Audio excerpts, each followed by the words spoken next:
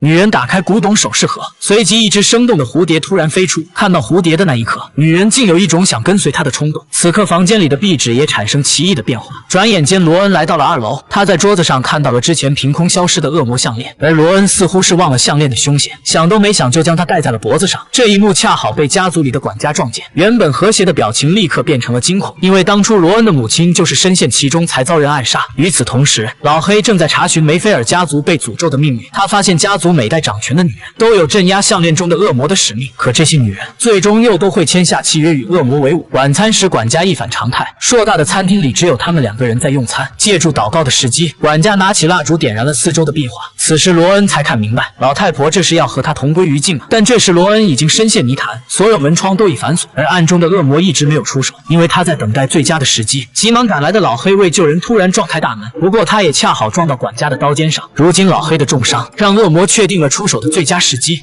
He's already mine.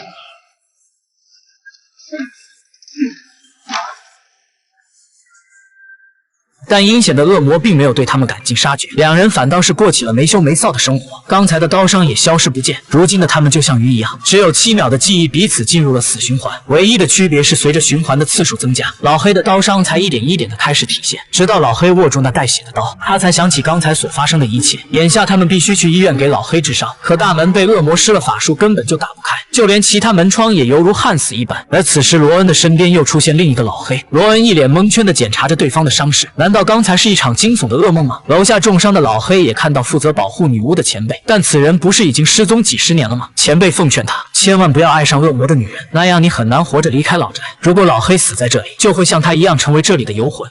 Is that what happened to you? What happened to you? Don't die in this house.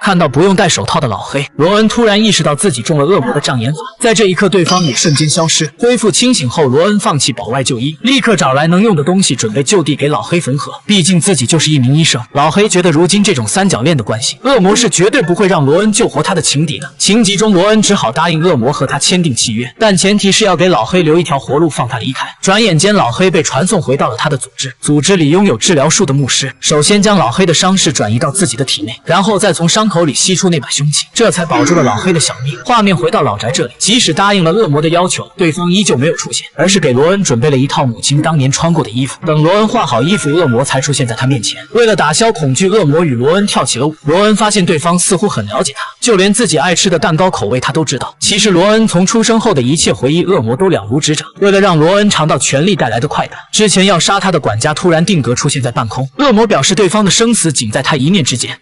I want her down.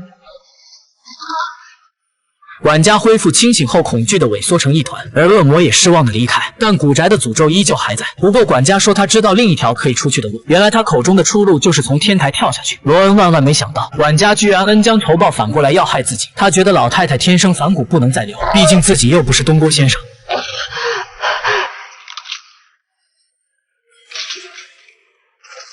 恶魔不知是什么时候出现在他身后，露出满意的笑容。最终恶魔的目的是达到了，此地的诅咒也消失不见。罗恩带着恶魔项链离开了这里。难道他已经和恶魔签订了契约？那契约又是从什么时候开始的呢？